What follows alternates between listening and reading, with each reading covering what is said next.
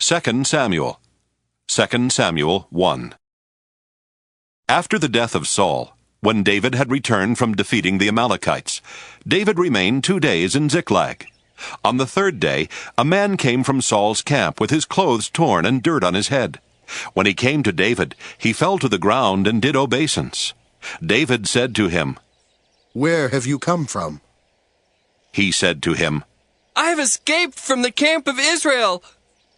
David said to him, "How did things go? Tell me." He answered, "The army fled from the battle, but also many of the army fell and died, and Saul and his son Jonathan also died." Then David asked the young man who was reporting to him, "How do you know that Saul and his son Jonathan died?" The young man reporting to him said, "I happened to be on Mount Gilboa, and there was Saul, leaning on his spear, while the chariots and the horsemen drew close to him. When he looked behind him, he saw me and called to me. I answered, 'Here, sir.' And he said to me, 'Who are you?' I answered him, 'I am an Amalekite.' He said to me, 'Come, stand over me and kill me, for convulsions have seized me, and yet my life still lingers.' So I stood over him and killed him, for I knew that he could not live after he had fallen. I took the crown that was on his head and the armlet that was on his arm, and I have brought them here to my lord." Then David took hold of his clothes and tore them, and all the men who were with him did the same. They mourned and wept and fasted until evening for Saul and for his son Jonathan, and for the army of the Lord and for the house of Israel, because they had fallen by the sword. David said to the young man who had reported to him, "Where do you come from?" He answered, "I am the son of a resident alien, an Amalekite."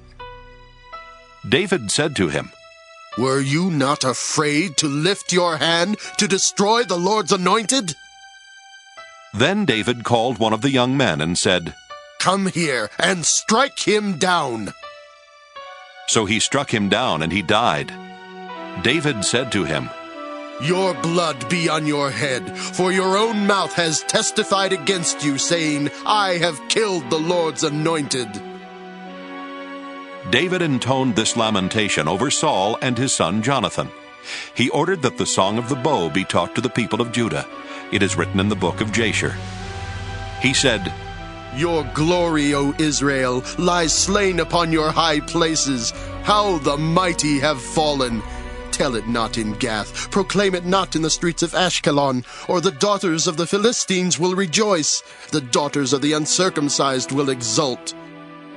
You mountains of Gilboa, let there be no dew or rain upon you, nor bounteous fields. For there the shield of the mighty was defiled, the shield of Saul anointed with oil no more. From the blood of the slain, from the fat of the mighty, the bow of Jonathan did not turn back, nor the sword of Saul return empty. Saul and Jonathan, beloved and lovely, in life and in death they were not divided. They were swifter than eagles. They were stronger than lions. O daughters of Israel, weep over Saul, who clothed you with crimson in luxury, who put ornaments of gold on your apparel. How the mighty have fallen in the midst of the battle! Jonathan lies slain upon your high places. I am distressed for you, my brother Jonathan. Greatly beloved were you to me. Your love to me was wonderful, passing the love of women. How the mighty have fallen, and the weapons of war perished." 2 Samuel 2. After this David inquired of the Lord, "Shall I go up into any of the cities of Judah?" The Lord said to him, "Go up." David said, "To which shall I go up?" He said, To Hebron. So David went up there along with his 2 wives, Ahinoam of Jezreel, and Abigail, the widow of Nabal of Carmel. David brought up the men who were with him, every one with his household, and they settled in the towns of Hebron. Then the people of Judah came, and there they anointed David king over the house of Judah. When they told David, It was the people of Jabesh-Gilead who buried Saul. David sent messengers to the people of Jabesh-Gilead and said to them, May you be blessed by the Lord, because you showed this loyalty to Saul your Lord and buried him. Now may the Lord show steadfast love and faithfulness to you, and I too will reward you because you have done this thing. Therefore let your hands be strong and be valiant, for Saul your Lord is dead, and the house of Judah has anointed me king over them." But Abner, son of Ner, commander of Saul's army, had taken Ishbaal, son of Saul, and brought him over to Mahanaim. He made him king over Gilead, the Ashurites, Jezreel, Ephraim, Benjamin, and over all Israel. Ishbaal, Saul's son, was 40 years old when he began to reign over Israel, and he reigned 2 years. But the house of Judah followed David. The time that David was king in Hebron over the house of Judah was 7 years and 6 months. Abner, son of Ner, and the servants of Ishbaal, son of Saul, went out from Mahanaim to Gibeon. Joab, son of Zeruiah, and the servants of David went out and met them at the pool of Gibeon. One group sat on one side of the pool, while the other sat on the other side of the pool. Abner said to Joab, "Let the young men come forward and have a contest before us." Joab said, "Let them come forward." So they came forward and were counted as they passed by, 12 for Benjamin and Ishbaal, son of Saul, and 12 of the servants of David. Each grasped his opponent by the head and thrust his sword in his opponent's side, so they fell down together. Therefore that place was called Helkath Hazurim, which is at Gibeon. The battle was very fierce that day, and Abner and the men of Israel were beaten by the servants of David. The 3 sons of Zeruiah were there, Joab, Abishai, and Asahel. Now Asahel was as swift of foot as a wild gazelle. Asahel pursued Abner, turning neither to the right nor to the left as he followed him. Then Abner looked back and said, "Is it you, Asahel?" He answered, "Yes, it is." Abner said to him, "Turn to your right or to your left, and seize one of the young men and take his spoil." But Asahel would not turn away from following him. Abner said again to Asahel, "Turn away from following me. Why should I strike you to the ground? How then could I show my face to your brother Joab?" But he refused to turn away. So Abner struck him in the stomach with the butt of his spear, so that the spear came out at his back. He fell there and died where he lay. And all those who came to the place where Asahel had fallen and died stood still. But Joab and Abishai pursued Abner. As the sun was going down, they came to the hill of Ammah, which lies before Giah on the way to the wilderness of Gibeon. The Benjaminites rallied around Abner and formed a single band. They took their stand on the top of a hill. Then Abner called to Joab, "Is the sword to keep devouring forever? Do you not know that the end will be bitter? How long will it be before you order your people to turn from the pursuit of their kinsmen?" Joab said, "As God lives, if you had not spoken, the people would have continued to pursue their kinsmen, not stopping until morning." Joab sounded the trumpet, and all the people stopped. They no longer pursued Israel or engaged in battle any further. Abner and his men traveled all that night through the Arabah. They crossed the Jordan, and marching the whole forenoon, they came to Mahanaim. Joab returned from the pursuit of Abner, and when he had gathered all the people together, there were missing of David's servants 19 men besides Asahel. But the servants of David had killed of Benjamin 360 of Abner's men. They took up Asahel and buried him in the tomb of his father, which was at Bethlehem. Joab and his men marched all night, and the day broke upon them at Hebron. 2 Samuel 3. There was a long war between the house of Saul and the house of David. David grew stronger and stronger, while the house of Saul became weaker and weaker. Sons were born to David at Hebron. His firstborn was Amnon of Ahinoam of Jezreel. His second, Chileab of Abigail, the widow of Nabal of Carmel. The third, Absalom, son of Maacah, daughter of King Talmai of Geshur. The fourth, Adonijah, son of Haggith. The fifth, Shephatiah, son of Abital. And the sixth, Ithream, of David's wife Eglah. These were born to David in Hebron. While there was war between the house of Saul and the house of David, Abner was making himself strong in the house of Saul. Now Saul had a concubine whose name was Rizpah, daughter of Aiah. And Ishbaal said to Abner, "Why have you gone into my father's concubine?" The words of Ishbaal made Abner very angry. He said, Am I a dog's head for Judah? Today I keep showing loyalty to the house of your father Saul, to his brothers, and to his friends, and have not given you into the hand of David. And yet you charge me now with a crime concerning this woman? So may God do to Abner, and so may he add to it. For just what the Lord has sworn to David, that will I accomplish for him, to transfer the kingdom from the house of Saul and set up the throne of David over Israel and over Judah, from Dan to Beersheba. And Ishbaal could not answer Abner another word because he feared him. Abner sent messengers to David at Hebron, saying, To whom does the land belong? Make your covenant with me, and I will give you my support to bring all Israel over to you. He said, Good, I will make a covenant with you. But one thing I require of you. You shall never appear in my presence unless you bring Saul's daughter Michal when you come to see me. Then David sent messengers to Saul's son Ishbaal, saying, Give me my wife Michal, to whom I became engaged at the price of 100 foreskins of the Philistines. Ishbaal sent and took her from her husband Paltiel, the son of Laish.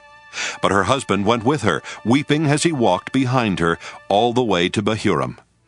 Then Abner said to him, Go back home. So he went back. Abner sent word to the elders of Israel, saying, For some time past you have been seeking David as king over you. Now then bring it about. For the Lord has promised David, Through my servant David I will save my people Israel from the hand of the Philistines and from all their enemies. Abner also spoke directly to the Benjaminites. Then Abner went to tell David at Hebron all that Israel and the whole house of Benjamin were ready to do. When Abner came with 20 men to David at Hebron, David made a feast for Abner and the men who were with him. Abner said to David, Let me go and rally all Israel to my lord the king, in order that they may make a covenant with you, and that you may reign over all that your heart desires. So David dismissed Abner, and he went away in peace. Just then the servants of David arrived with Joab from a raid, bringing much spoil with them. But Abner was not with David at Hebron, for David had dismissed him, and he had gone away in peace. When Joab and all the army that was with him came, it was told Joab, Abner, son of Ner, came to the king, and he has dismissed him, and he has gone away in peace. Then Joab went to the king and said, What have you done? Abner came to you. Why did you dismiss him so that he got away? You know that Abner, son of Ner, came to deceive you, and to learn your comings and goings, and to learn all that you are doing? When Joab came out from David's presence, he sent messengers after Abner, and they brought him back from the cistern of Sirah. But David did not know about it.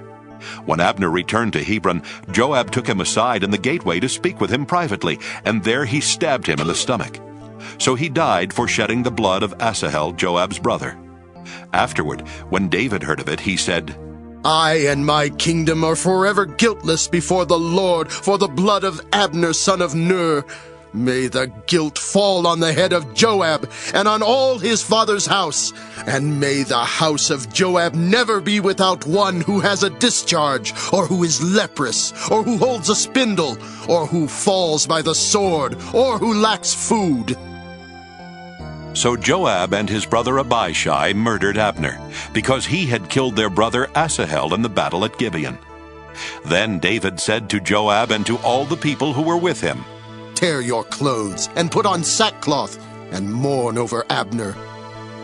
And King David followed the bier. They buried Abner at Hebron.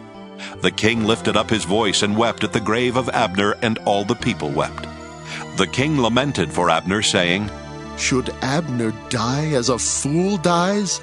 Your hands were not bound, your feet were not fettered. As one falls before the wicked, you have fallen. And all the people wept over him again. Then all the people came to persuade David to eat something while it was still day. But David swore, saying, "So may God do to me, and more, if I taste bread or anything else before the sun goes down." All the people took notice of it, and it pleased them, just as everything the king did pleased all the people. So all the people and all Israel understood that day that the king had no part in the killing of Abner son of Ner. And the king said to his servants, "Do you not know that a prince and a great man has fallen this day in Israel? Today I am powerless, even though anointed king. These men, the sons of Zeruiah, are too violent for me.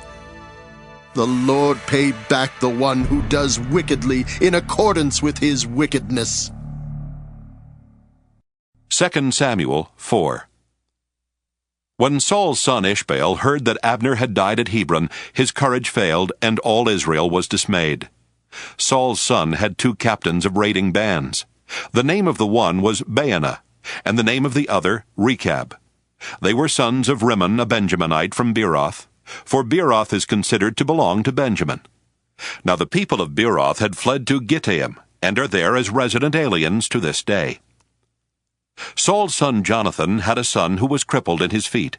He was 5 years old when the news about Saul and Jonathan came from Jezreel. His nurse picked him up and fled, and in her haste to flee, it happened that he fell and became lame. His name was Mephibosheth.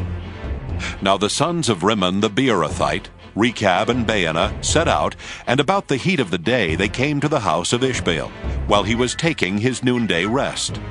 They came inside the house as though to take wheat, and they struck him in the stomach. Then Rechab and his brother Baanah escaped. Now they had come into the house while he was lying on his couch in his bedchamber. They attacked him, killed him, and beheaded him.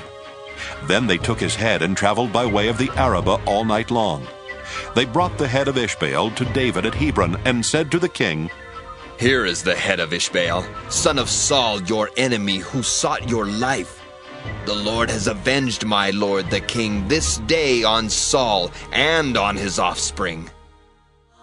David answered Rechab and his brother Baanah, the sons of Rimmon the Beerothite, "As the Lord lives, who has redeemed my life out of every adversity, when the one who told me, 'See, Saul is dead,' thought he was bringing good news, I seized him and killed him at Ziklag.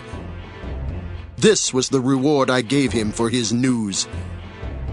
How much more, then, when wicked men have killed a righteous man on his bed in his own house? And now shall I not require his blood at your hand and destroy you from the earth?" So David commanded the young men, and they killed them. They cut off their hands and feet, and hung their bodies beside the pool at Hebron. But the head of Ishbaal they took and buried in the tomb of Abner at Hebron. 2 Samuel 5. Then all the tribes of Israel came to David at Hebron and said, "Look, we are your bone and flesh. For some time while Saul was king over us, it was you who led out Israel and brought it in. The Lord said to you, 'It is you who shall be shepherd of my people Israel, you who shall be ruler over Israel.'" So all the elders of Israel came to the king at Hebron, and King David made a covenant with them at Hebron before the Lord, and they anointed David king over Israel. David was 30 years old when he began to reign, and he reigned 40 years. At Hebron he reigned over Judah 7 years and 6 months, and at Jerusalem he reigned over all Israel and Judah 33 years. The king and his men marched to Jerusalem against the Jebusites, the inhabitants of the land, who said to David, "You will not come in here. Even the blind and the lame will turn you back." thinking David cannot come in here.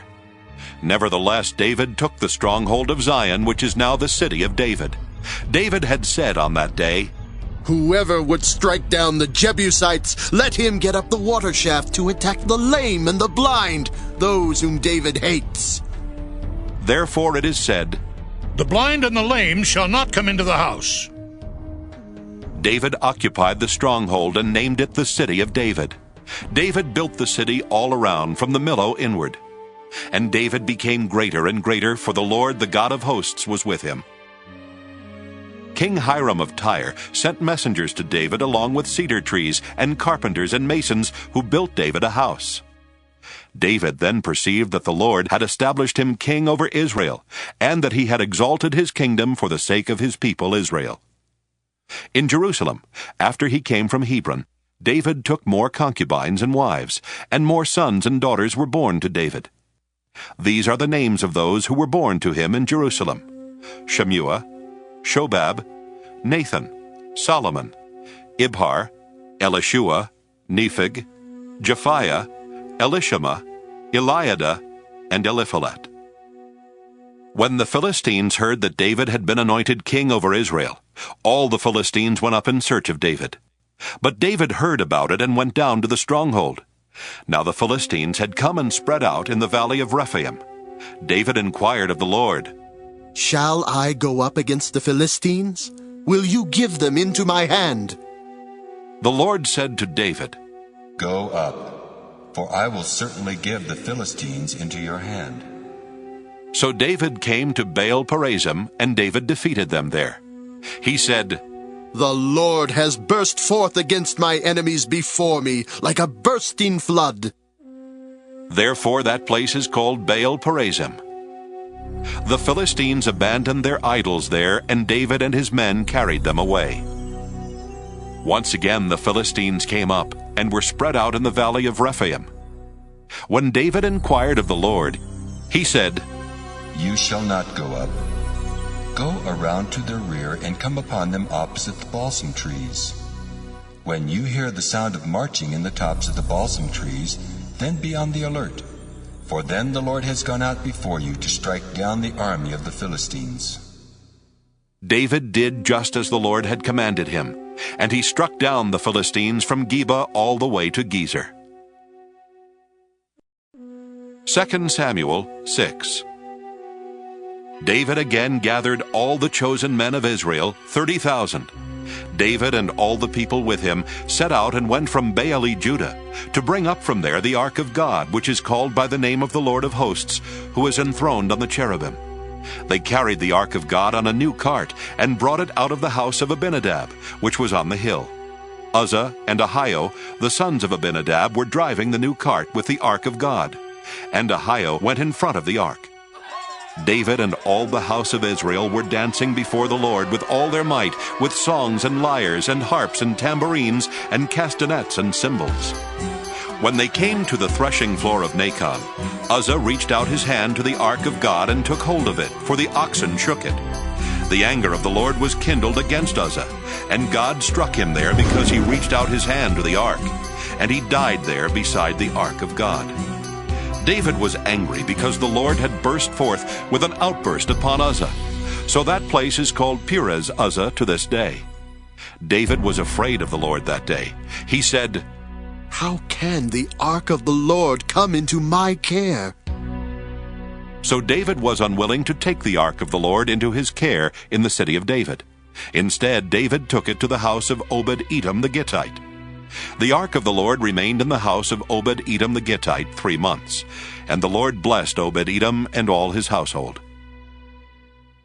It was told King David, "The Lord has blessed the household of Obed-Edom and all that belongs to him because of the ark of God."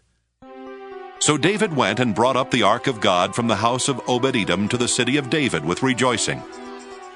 And when those who bore the ark of the Lord had gone 6 paces, he sacrificed an ox and a fatling. David danced before the Lord with all his might. David was girded with a linen ephod.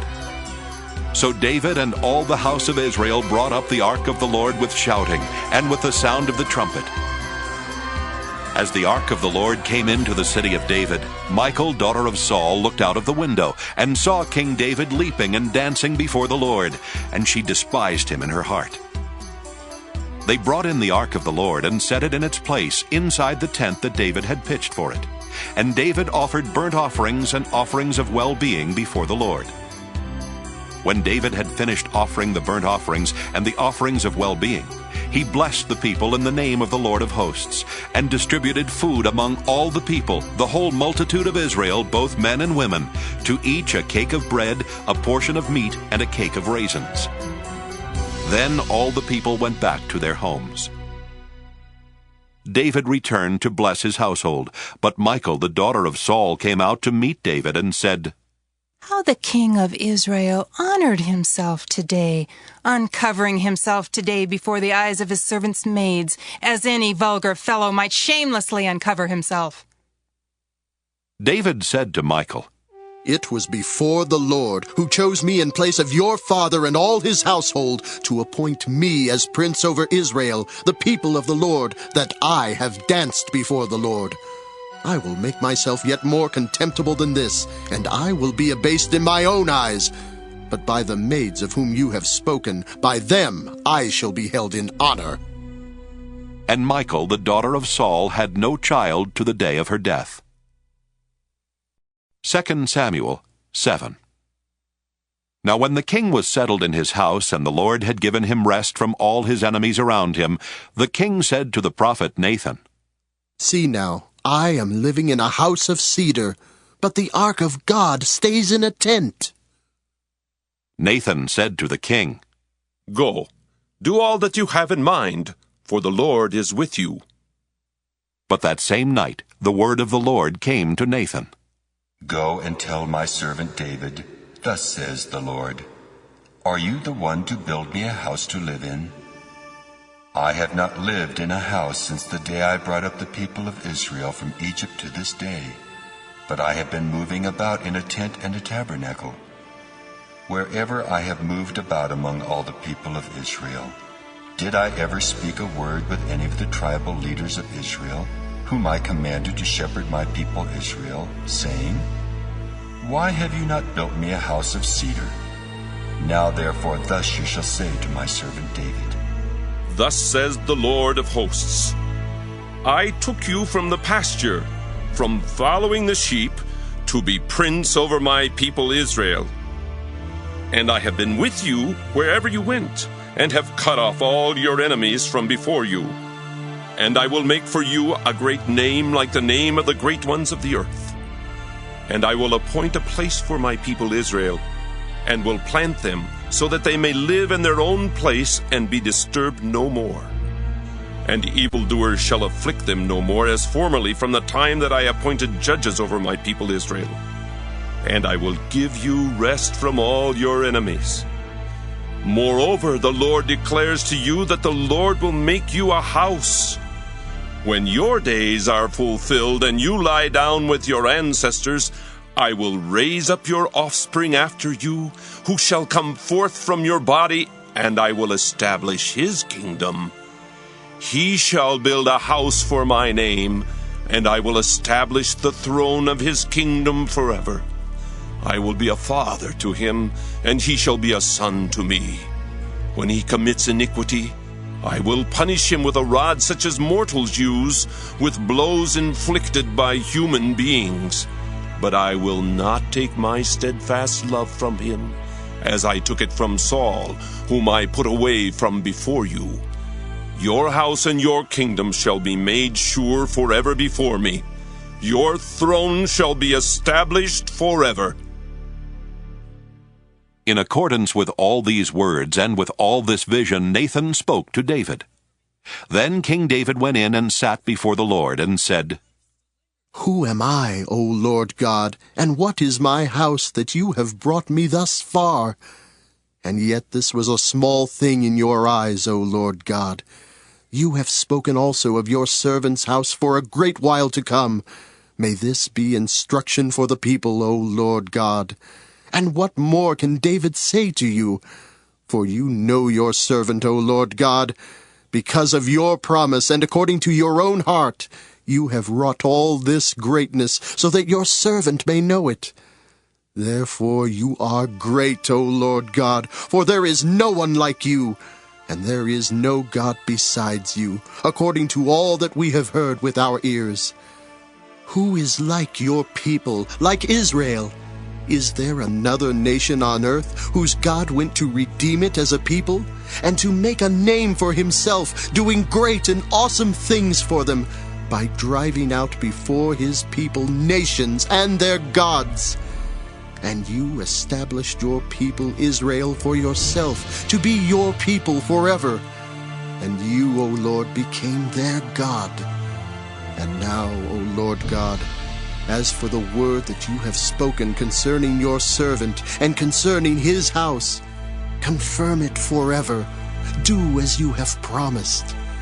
Thus your name will be magnified forever in the saying, "The Lord of hosts is God over Israel, and the house of your servant David will be established before you." For you, O Lord of hosts, the God of Israel, have made this revelation to your servant, saying, "I will build you a house." Therefore your servant has found courage to pray this prayer to you. And now, O Lord God, you are God, and your words are true, and you have promised this good thing to your servant. Now therefore may it please you to bless the house of your servant, so that it may continue forever before you. For you, O Lord God, have spoken, and with your blessing shall the house of your servant be blessed forever. 2 Samuel 8. Some time afterward, David attacked the Philistines and subdued them. David took Methegama out of the hand of the Philistines. He also defeated the Moabites, and making them lie down on the ground, measured them off with a cord. He measured 2 lengths of cord for those who were to be put to death, and 1 length for those who were to be spared. And the Moabites became servants to David and brought tribute. David also struck down King Hadadezer, son of Rehob of Zobah, as he went to restore his monument at the river Euphrates. David took from him 1,700 horsemen and 20,000 foot soldiers. David hamstrung all the chariot horses, but left enough for 100 chariots. When the Arameans of Damascus came to help King Hadadezer of Zobah, David killed 22,000 men of the Arameans. Then David put garrisons among the Arameans of Damascus, and the Arameans became servants to David and brought tribute. The Lord gave victory to David wherever he went. David took the gold shields that were carried by the servants of Hadadezer and brought them to Jerusalem. From Beta and from Berothai, towns of Hadadezer, King David took a great amount of bronze. When King Toi of Hamath heard that David had defeated the whole army of Hadadezer, Toi sent his son Joram to King David to greet him and to congratulate him, because he had fought against Hadadezer and defeated him. Now Hadadezer had often been at war with Toi. Joram brought with him articles of silver, gold, and bronze. These also King David dedicated to the Lord, together with the silver and gold that he dedicated from all the nations he subdued, from Edom, Moab, the Ammonites, the Philistines, Amalek, and from the spoil of King Hadadezer, son of Rehob of Zobah. David won a name for himself. When he returned, he killed 18,000 Edomites in the Valley of Salt. He put garrisons in Edom. Throughout all Edom he put garrisons, and all the Edomites became David's servants. And the Lord gave victory to David wherever he went. So David reigned over all Israel, and David administered justice and equity to all his people. Joab, son of Zeruiah, was over the army. Jehoshaphat, son of Ahilud, was recorder. Zadok, son of Ahitub, and Ahimelech, son of Abiathar, were priests. Seraiah was secretary. Benaiah, son of Jehoiada, was over the Kerethites and the Pelethites, and David's sons were priests. 2 Samuel 9. David asked, "Is there still anyone left of the house of Saul to whom I may show kindness for Jonathan's sake?" Now there was a servant of the house of Saul whose name was Ziba, and he was summoned to David. The king said to him, "Are you Ziba?" And he said, "At your service." The king said, "Is there anyone remaining of the house of Saul to whom I may show the kindness of God?" Ziba said to the king, "There remains a son of Jonathan. He is crippled in his feet." The king said to him, "Where is he?" Ziba said to the king, He is in the house of Maker, son of Ammiel, at Lo-debar. Then King David sent and brought him from the house of Maker, son of Ammiel, at Lo-debar. Mephibosheth, son of Jonathan, son of Saul, came to David, and fell on his face and did obeisance. David said, Mephibosheth. He answered, I am your servant. David said to him, Do not be afraid, for I will show you kindness for the sake of your father Jonathan. I will restore to you all the land of your grandfather Saul, and you yourself shall eat at my table always.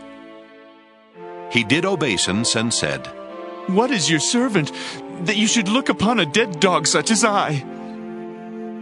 Then the king summoned Saul's servant Ziba and said to him, All that belonged to Saul and to all his house I have given to your master's grandson. You and your sons and your servants shall till the land for him, and shall bring in the produce, so that your master's grandson may have food to eat. But your master's grandson Mephibosheth shall always eat at my table. Now Ziba had 15 sons and 20 servants. Then Ziba said to the king, According to all that my lord the king commands his servant, so your servant will do. Mephibosheth ate at David's table like one of the king's sons. Mephibosheth had a young son whose name was Micah, and all who lived in Ziba's house became Mephibosheth's servants. Mephibosheth lived in Jerusalem, for he always ate at the king's table. Now he was lame in both his feet. 2 Samuel 10. Sometime afterward, the king of the Ammonites died, and his son Hanun succeeded him. David said, I will deal loyally with Hanun son of Nahash, just as his father dealt loyally with me. So David sent envoys to console him concerning his father.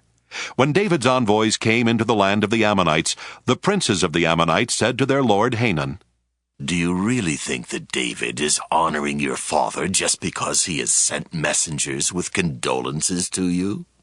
Has not David sent his envoys to you to search the city, to spy it out, and to overthrow it? So Hanun seized David's envoys, shaved off half the beard of each, cut off their garments in the middle at their hips, and sent them away. When David was told, he sent to meet them, for the men were greatly ashamed. The king said, Remain at Jericho until your beards have grown, and then return. When the Ammonites saw that they had become odious to David, the Ammonites sent and hired the Arameans of Beth-rehob and the Arameans of Zobah, 20,000 foot soldiers, as well as the king of Maacah, 1,000 men, and the men of Tob, 12,000 men. When David heard of it, he sent Joab and all the army with the warriors. The Ammonites came out and drew up in battle array at the entrance of the gate. But the Arameans of Zobah and of Rehob, and the men of Tob and Maacah, were by themselves in the open country. When Joab saw that the battle was set against him both in front and in the rear, he chose some of the picked men of Israel and arrayed them against the Arameans. The rest of his men he put in the charge of his brother Abishai, and he arrayed them against the Ammonites. He said, If the Arameans are too strong for me, then you shall help me. But if the Ammonites are too strong for you, then I will come and help you. Be strong, and let us be courageous for the sake of our people, and for the cities of our God, and may the Lord do what seems good to him. So Joab and the people who were with him moved forward into battle against the Arameans, and they fled before him. When the Ammonites saw that the Arameans fled, they likewise fled before Abishai and entered the city. Then Joab returned from fighting against the Ammonites and came to Jerusalem. But when the Arameans saw that they had been defeated by Israel, they gathered themselves together.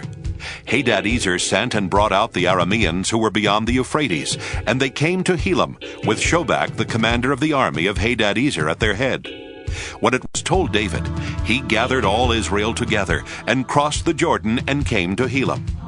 The Arameans arrayed themselves against David and fought with him. The Arameans fled before Israel, and David killed of the Arameans 700 chariot teams and 40,000 horsemen, and wounded Shobak, the commander of their army, so that he died there.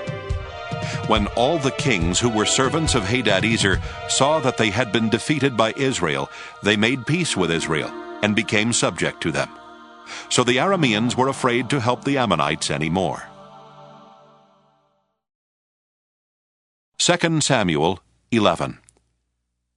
In the spring of the year, the time when kings go out to battle, David sent Joab with his officers and all Israel with him. They ravaged the Ammonites and besieged Rabbah, but David remained at Jerusalem. It happened late one afternoon, when David rose from his couch and was walking about on the roof of the king's house, that he saw from the roof a woman bathing. The woman was very beautiful. David sent someone to inquire about the woman. It was reported, "This is Bathsheba, daughter of Eliam, the wife of Uriah the Hittite." So David sent messengers to get her, and she came to him, and he lay with her. Now she was purifying herself after her period. Then she returned to her house. The woman conceived, and she sent and told David, "I am pregnant." So David sent word to Joab, "Send me Uriah the Hittite." And Joab sent Uriah to David. When Uriah came to him, David asked how Joab and the people fared, and how the war was going. Then David said to Uriah, "Go down to your house and wash your feet." Uriah went out of the king's house, and there followed him a present from the king. But Uriah slept at the entrance of the king's house with all the servants of his lord, and did not go down to his house. When they told David, "Uriah did not go down to his house," David said to Uriah, "You have just come from a journey. Why did you not go down to your house?" Uriah said to David, "The ark and Israel and Judah remain in booths, and my lord Joab and the servants of my lord are camping in the open field. Shall I then go to my house, to eat and to drink and to lie with my wife? As you live and as your soul lives, I will not do such a thing." Then David said to Uriah, "Remain here today also, and tomorrow I will send you back." So Uriah remained in Jerusalem that day. On the next day, David invited him to eat and drink in his presence, and made him drunk. And in the evening he went out to lie on his couch with the servants of his lord, but he did not go down to his house. In the morning David wrote a letter to Joab, and sent it by the hand of Uriah. In the letter he wrote, "Set Uriah in the forefront of the hardest fighting, and then draw back from him, so that he may be struck down and die." As Joab was besieging the city, he assigned Uriah to the place where he knew there were valiant warriors. The men of the city came out and fought with Joab, and some of the servants of David among the people fell. Uriah the Hittite was killed as well. Then Joab sent and told David all the news about the fighting, and he instructed the messenger, "When you have finished telling the king all the news about the fighting, then if the king's anger rises, and if he says to you, 'Why did you go so near the city to fight? Did you not know that they would shoot from the wall? Who killed Abimelech, son of Jerubbaal? Did not a woman throw an upper millstone on him from the wall, so that he died at Thebez? Why did you go so near the wall?' Then you shall say, 'Your servant Uriah the Hittite is dead too.'" So the messenger went, and came and told David all that Joab had sent him to tell. The messenger said to David, "The men gained an advantage over us and came out against us in the field, but we drove them back to the entrance of the gate. Then the archers shot at your servants from the wall. Some of the king's servants are dead, and your servant Uriah the Hittite is dead also." David said to the messenger, "Thus you shall say to Joab, 'Do not let this matter trouble you, for the sword devours now one and now another. Press your attack on the city and overthrow it, and encourage him.'" When the wife of Uriah heard that her husband was dead, she made lamentation for him. When the mourning was over, David sent and brought her to his house, and she became his wife and bore him a son. But the thing that David had done displeased the Lord. 2 Samuel 12. And the Lord sent Nathan to David. He came to him and said to him, "There were 2 men in a certain city, the one rich and the other poor. The rich man had very many flocks and herds, But the poor man had nothing but one little ewe lamb which he had bought. He brought it up, and it grew up with him and with his children. It used to eat of his meager fare, and drink from his cup, and lie in his bosom, and it was like a daughter to him. Now there came a traveler to the rich man, and he was loath to take one of his own flock or herd to prepare for the wayfarer who had come to him. But he took the poor man's lamb and prepared that for the guest who had come to him. Then David's anger was greatly kindled against the man. He said to Nathan, "As the Lord lives, the man who has done this deserves to die. He shall restore the lamb fourfold because he did this thing, and because he had no pity." Nathan said to David, "You are the man. Thus says the Lord, the God of Israel, I anointed you king over Israel, and I rescued you from the hand of Saul. I gave you your master's house and your master's wives into your bosom, and gave you the house of Israel and of Judah. And if that had been too little, I would have added as much more. Why have you despised the word of the Lord to do what is evil in his sight? You have struck down Uriah the Hittite with the sword, and have taken his wife to be your wife, and have killed him with the sword of the Ammonites. Now therefore the sword shall never depart from your house, for you have despised me, and have taken the wife of Uriah the Hittite to be your wife. Thus says the Lord, I will raise up trouble against you from within your own house, and I will take your wives before your eyes and give them to your neighbor, and he shall lie with your wives in the sight of this very sun. For you did it secretly. But I will do this thing before all Israel and before the sun."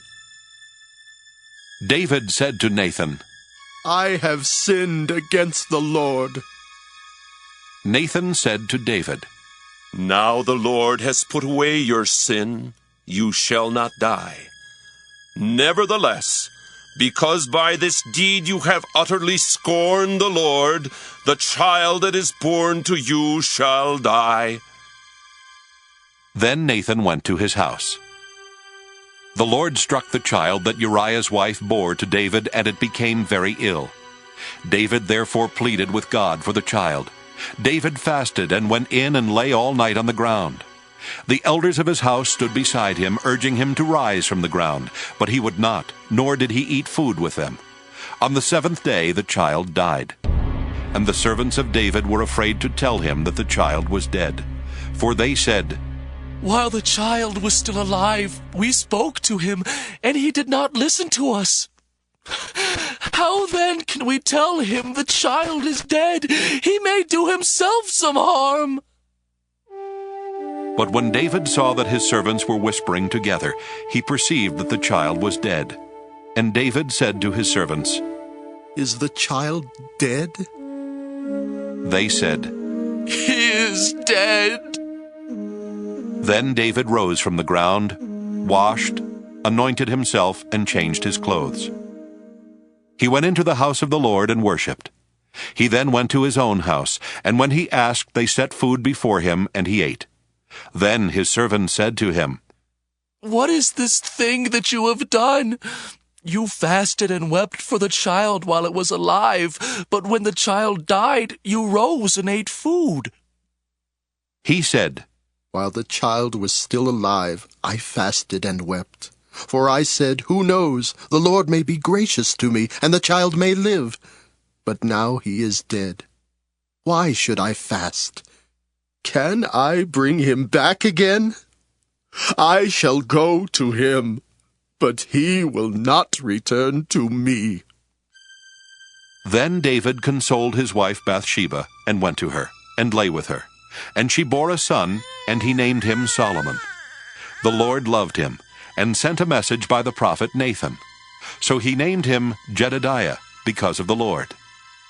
Now Joab fought against Rabbah of the Ammonites, and took the royal city. Joab sent messengers to David and said, I have fought against Rabbah.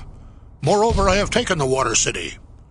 Now then, gather the rest of the people together, and encamp against the city, and take it, or I myself will take the city, and it will be called by my name. So David gathered all the people together and went to Rabbah, and fought against it and took it. He took the crown of Milcom from his head.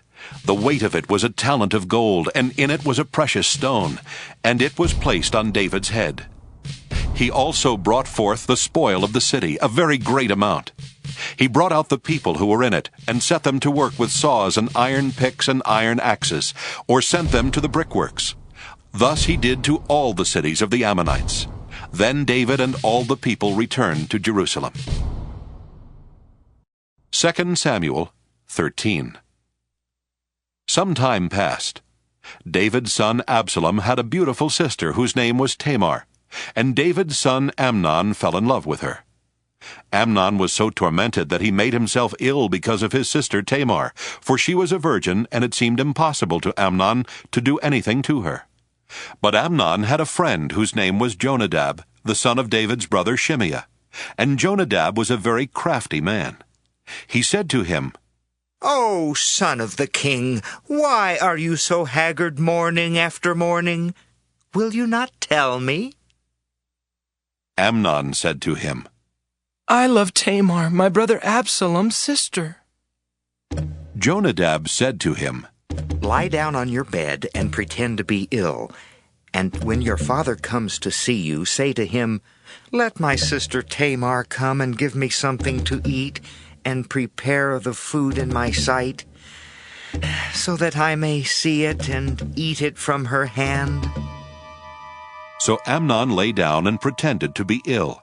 And when the king came to see him, Amnon said to the king, Please let my sister Tamar come and make a couple of cakes in my sight, so that I may eat from her hand. Then David sent home to Tamar, saying, Go to your brother Amnon's house and prepare food for him. So Tamar went to her brother Amnon's house, where he was lying down. She took dough, kneaded it, made cakes in his sight, and baked the cakes. Then she took the pan and set them out before him, but he refused to eat. Amnon said, Send out everyone from me. So everyone went out from him. Then Amnon said to Tamar, Bring the food into the chamber so that I may eat from your hand. So Tamar took the cakes she had made and brought them into the chamber to Amnon her brother. But when she brought them near him to eat, he took hold of her and said to her, Come, lie with me, my sister. She answered him, No, my brother, do not force me, for such a thing is not done in Israel. Do not do anything so vile. As for me, where could I carry my shame? And as for you, you would be as one of the scoundrels in Israel. Now, therefore, I beg you, speak to the king, for he will not withhold me from you. But he would not listen to her, and being stronger than she, he forced her and lay with her. Then Amnon was seized with a very great loathing for her. Indeed, his loathing was even greater than the lust he had felt for her. Amnon said to her, Get out! But she said to him, No, my brother, for this wrong in sending me away is greater than the other that you did to me. But he would not listen to her. He called the young man who served him and said, Put this woman out of my presence and bolt the door after her. Now she was wearing a long robe with sleeves, for this is how the virgin daughters of the king were clothed in earlier times. So his servant put her out and bolted the door after her. But Tamar put ashes on her head and tore the long robe that she was wearing. She put her hand on her head and went away, crying aloud as she went. Her brother Absalom said to her, Has Amnon your brother been with you? Be quiet for now, my sister. He is your brother. Do not take this to heart. So Tamar remained a desolate woman in her brother Absalom's house. When King David heard of all these things, he became very angry, but he would not punish his son Amnon, because he loved him, for he was his firstborn. But Absalom spoke to Amnon neither good nor bad, for Absalom hated Amnon, because he had raped his sister Tamar. After 2 full years, Absalom had sheep shearers at Baal-Hazor, which is near Ephraim, and Absalom invited all the king's sons. Absalom came to the king and said, "Your servant has sheep shearers. Will the king and his servants please go with your servant?" But the king said to Absalom, "No, my son, let us not all go, or else we will be burdensome to you."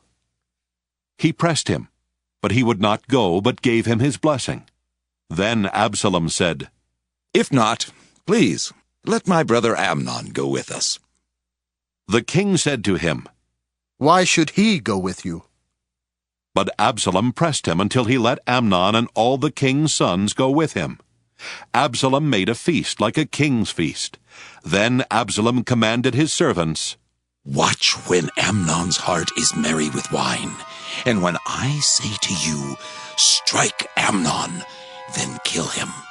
Do not be afraid. Have I not myself commanded you, be courageous and valiant?" So the servants of Absalom did to Amnon as Absalom had commanded. Then all the king's sons rose, and each mounted his mule and fled. While they were on the way, the report came to David that Absalom had killed all the king's sons, and not one of them was left. The king rose, tore his garments, and lay on the ground, and all his servants who were standing by tore their garments. But Jonadab, the son of David's brother Shimeah, said, "Let not my lord suppose that they have killed all the young men, the king's sons. Amnon alone is dead. This has been determined by Absalom from the day Amnon raped his sister Tamar. Now therefore, do not let my lord the king take it to heart as if all the king's sons were dead, for Amnon alone is dead." But Absalom fled. When the young man who kept watch looked up, he saw many people coming from the Horonaim road by the side of the mountain. Jonadab said to the king, "See, the king's sons have come, as your servant said, so it has come about." As soon as he had finished speaking, the king's sons arrived and raised their voices and wept. And the king and all his servants also wept very bitterly. But Absalom fled and went to Talmai, son of Ammihud, king of Geshur. David mourned for his son day after day. Absalom, having fled to Geshur, stayed there 3 years. And the heart of the king went out, yearning for Absalom, for he was now consoled over the death of Amnon. 2 Samuel 14. Now Joab, son of Zeruiah, perceived that the king's mind was on Absalom. Joab sent to Tekoa and brought from there a wise woman. He said to her, "Pretend to be a mourner. Put on mourning garments. Do not anoint yourself with oil, but behave like a woman who has been mourning many days for the dead. Go to the king and speak to him as follows." And Joab put the words into her mouth. When the woman of Tekoa came to the king, she fell on her face to the ground and did obeisance and said, "Help, O king." The king asked her, "What is your trouble?" She answered, "Alas, I am a widow. My husband is dead. Your servant had 2 sons, and they fought with one another in the field. There was no one to part them, and one struck the other and killed him. Now the whole family has risen against your servant. They say, 'Give up the man who struck his brother, so that we may kill him for the life of his brother whom he murdered, even if we destroy the heir as well.' Thus they would quench my one remaining ember, and leave to my husband neither name nor remnant on the face of the earth." Then the king said to the woman, "Go to your house, and I will give orders concerning you." The woman of Tekoa said to the king, "On me be the guilt, my lord the king, and on my father's house. Let the king and his throne be guiltless." The king said, "If anyone says anything to you, bring him to me, and he shall never touch you again." Then she said, "Please, May the king keep the Lord your God in mind, so that the avenger of blood may kill no more, and my son not be destroyed. He said, As the Lord lives, not one hair of your son shall fall to the ground. Then the woman said, Please, let your servant speak a word to my lord the king. He said, Speak! The woman said, Why then have you planned such a thing against the people of God? For in giving this decision, the king convicts himself, inasmuch as the king does not bring his banished one home again. We must all die. We are like water spilled on the ground, which cannot be gathered up. But God will not take away a life. He will devise plans so as not to keep an outcast banished forever from his presence. Now I have come to say this to my lord the king, because the people have made me afraid. Your servant thought, I will speak to the king. It may be that the king will perform the request of his servant, for the king will hear and deliver his servant from the hand of the man who would cut both me and my son off from the heritage of God. Your servant thought, the word of my lord the king will set me at rest, for my lord the king is like the angel of God, discerning good and evil. The Lord your God be with you. Then the king answered the woman, Do not withhold from me anything I ask you. The woman said, Let my lord the king speak. The king said, Is the hand of Joab with you in all this? The woman answered and said, As surely as you live, my lord the king, one cannot turn right or left from anything that my lord the king has said. For it was your servant Joab who commanded me. It was he who put all these words into the mouth of your servant. In order to change the course of affairs, your servant Joab did this. But my Lord has wisdom like the wisdom of the angel of God to know all things that are on the earth. Then the king said to Joab, Very well, I grant this. Go, bring back the young man Absalom. Joab prostrated himself with his face to the ground and did obeisance and blessed the king. And Joab said, Today your servant knows that I have found favor in your sight, my lord the king, in that the king has granted the request of his servant. So Joab set off, went to Geshur, and brought Absalom to Jerusalem. The king said, Let him go to his own house. He is not to come into my presence. So Absalom went to his own house and did not come into the king's presence. Now in all Israel there was no one to be praised so much for his beauty as Absalom. From the sole of his foot to the crown of his head there was no blemish in him. When he cut the hair of his head, for at the end of every year he used to cut it, when it was heavy on him he cut it. He weighed the hair of his head 200 shekels by the king's weight. There were born to Absalom 3 sons and 1 daughter whose name was Tamar. She was a beautiful woman. So Absalom lived 2 full years in Jerusalem without coming into the king's presence. Then Absalom sent for Joab to send him to the king, but Joab would not come to him. He sent a second time, but Joab would not come. Then he said to his servants, Look, Joab's field is next to mine, and he has barley there. Go and set it on fire. So Absalom's servants set the field on fire. Then Joab rose and went to Absalom at his house and said to him, Why have your servants set my field on fire? Absalom answered Joab, Look, I sent word to you. Come here that I may send you to the king with a question. Why have I come from Geshur?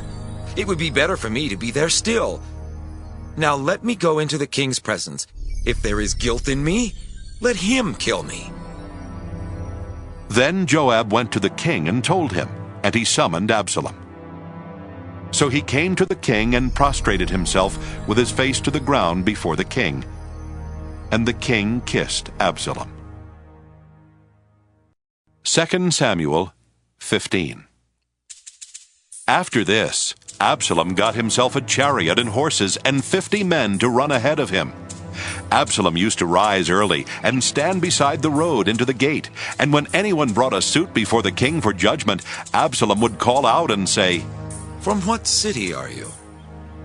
When the person said, "Your servant is of such and such a tribe in Israel," Absalom would say, "See, your claims are good and right, but there is no one deputed by the king to hear you." Absalom said, moreover, "If only I were judge in the land, then all who had a suit or cause might come to me, and I would give them justice." Whenever people came near to do obeisance to him, he would put out his hand and take hold of them and kiss them. Thus Absalom did to every Israelite who came to the king for judgment.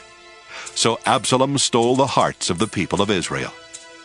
At the end of 4 years, Absalom said to the king, "Please let me go to Hebron and pay the vow that I have made to the Lord. For your servant made a vow while I lived at Geshur in Aram. If the Lord will indeed bring me back to Jerusalem, then I will worship the Lord in Hebron."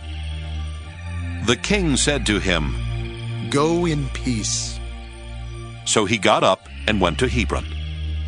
But Absalom sent secret messengers throughout all the tribes of Israel, saying, "As soon as you hear the sound of the trumpet, then shout, 'Absalom has become king at Hebron.'" 200 men from Jerusalem went with Absalom. They were invited guests, and they went in their innocence, knowing nothing of the matter. While Absalom was offering the sacrifices, he sent for Ahithophel the Gilonite, David's counselor, from his city Gilo. The conspiracy grew in strength, and the people with Absalom kept increasing. A messenger came to David, saying, "The hearts of the Israelites have gone after Absalom." Then David said to all his officials who were with him at Jerusalem, "Get up, let us flee, or there will be no escape for us from Absalom. Hurry, or he will soon overtake us, and bring disaster down upon us, and attack the city with the edge of the sword." The king's officials said to the king, "Your servants are ready to do whatever our lord the king decides." So the king left, followed by all his household, except 10 concubines whom he left behind to look after the house. The king left, followed by all the people, and they stopped at the last house. All his officials passed by him, and all the Kerethites, and all the Pelethites, and all the 600 Gittites who had followed him from Gath passed on before the king. Then the king said to Ittai the Gittite, "Why are you also coming with us? Go back and stay with the king, for you are a foreigner and also an exile from your home. You came only yesterday, and shall I today make you wander about with us while I go wherever I can? Go back and take your kinsfolk with you, and may the Lord show steadfast love and faithfulness to you." But Ittai answered the king, "As the Lord lives, and as my lord the king lives, wherever my lord the king may be, whether for death or for life, there also your servant will be." David said to Ittai, "Go then, march on." So Ittai the Gittite marched on, with all his men and all the little ones who were with him. The whole country wept aloud as all the people passed by. The king crossed the Wadi Kidron, and all the people moved on toward the wilderness. Abiathar came up, and Zadok also, with all the Levites, carrying the ark of the covenant of God. They set down the ark of God until the people had all passed out of the city. Then the king said to Zadok, "Carry the ark of God back into the city. If I find favor in the eyes of the Lord, he will bring me back, and let me see both it and the place where it stays. But if he says, 'I take no pleasure in you,' here I am. Let him do to me what seems good to him." The king also said to the priest Zadok, "Look, go back to the city in peace, you and Abiathar, with your 2 sons, Ahimaaz your son, and Jonathan son of Abiathar. See, I will wait at the fords of the wilderness until word comes from you to inform me." So Zadok and Abiathar carried the ark of God back to Jerusalem, and they remained there. But David went up the ascent of the Mount of Olives, weeping as he went, with his head covered and walking barefoot. and all the people who were with him covered their heads and went up, weeping as they went. David was told that Ahithophel was among the conspirators with Absalom. And David said, O Lord, I pray you, turn the counsel of Ahithophel into foolishness. When David came to the summit where God was worshipped, Hushai the Archite came to meet him with his coat torn and earth on his head. David said to him, If you go on with me, you will be a burden to me. But if you return to the city and say to Absalom, I will be your servant, O king. As I have been your father's servant in time past, so now I will be your servant. Then you will defeat for me the counsel of Ahithophel. The priests Zadok and Abiathar will be with you there. So whatever you hear from the king's house, tell it to the priests Zadok and Abiathar. Their 2 sons are with them there, Zadok's son Ahimaaz and Abiathar's son Jonathan. And by them you shall report to me everything you hear. So Hushai, David's friend, came into the city just as Absalom was entering Jerusalem. 2 Samuel 16. When David had passed a little beyond the summit, Ziba, the servant of Mephibosheth, met him, with a couple of donkeys saddled, carrying 200 loaves of bread, 100 bunches of raisins, 100 of summer fruits, and 1 skin of wine. The king said to Ziba, Why have you brought these? Ziba answered, The donkeys are for the king's household to ride, the bread and summer fruit for the young men to eat, and the wine is for those to drink who faint in the wilderness. The king said, And where is your master's son? Ziba said to the king, He remains in Jerusalem, for he said, Today the house of Israel will give me back my grandfather's kingdom.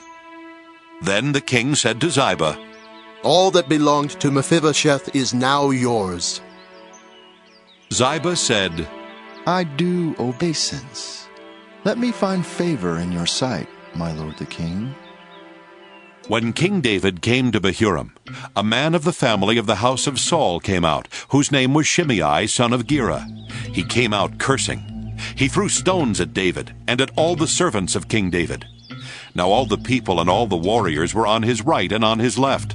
Shimei shouted while he cursed, Out! Out! Murderer! Scoundrel! The Lord has avenged on all of you the blood of the house of Saul, in whose place you have reigned. And the Lord has given the kingdom into the hand of your son Absalom. See, disaster has overtaken you, for you are a man of blood. Then Abishai, son of Zeruiah, said to the king, Why should this dead dog curse my lord the king? Let me go over and take off his head. But the king said, What have I to do with you, you sons of Zeruiah?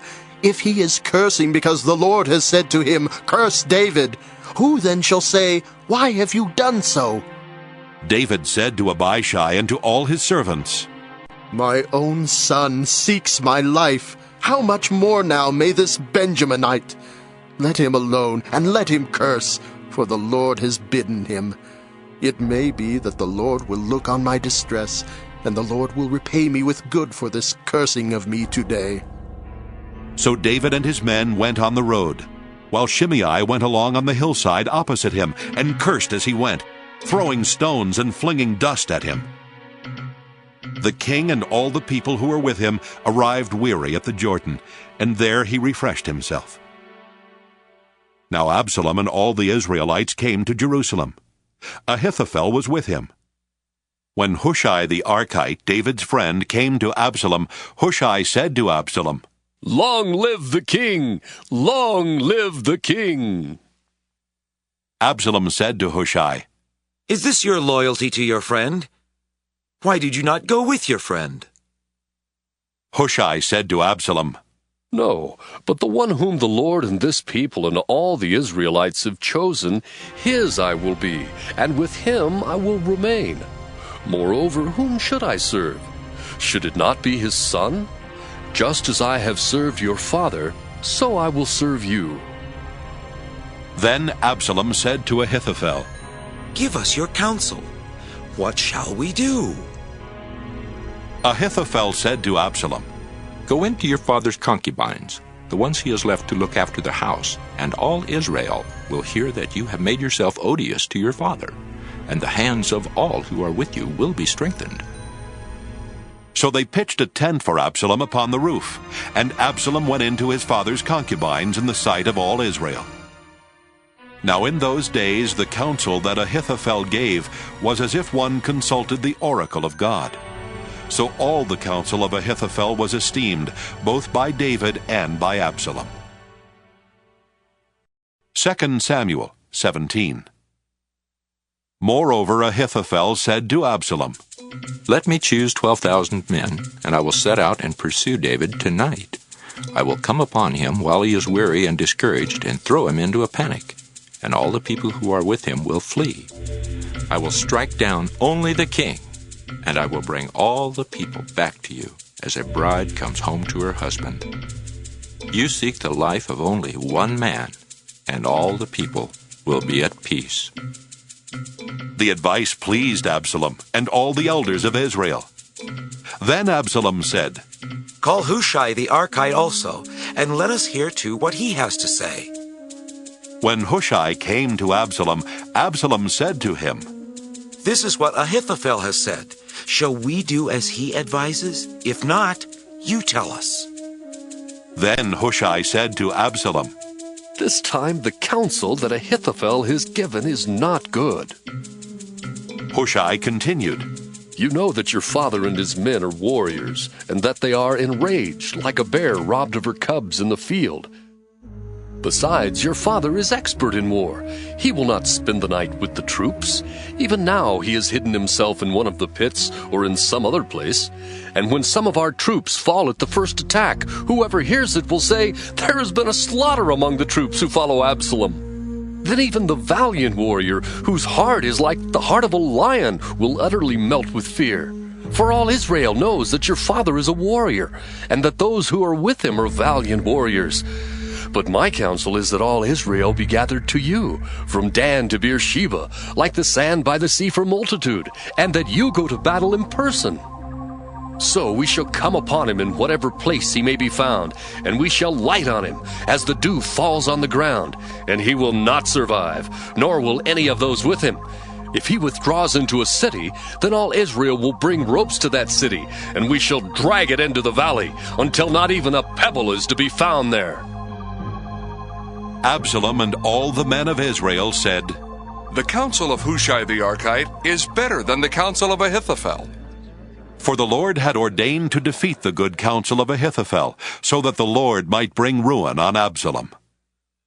Then Hushai said to the priests Zadok and Abiathar, "Thus and so did Ahithophel counsel Absalom and the elders of Israel, and thus and so I have counseled.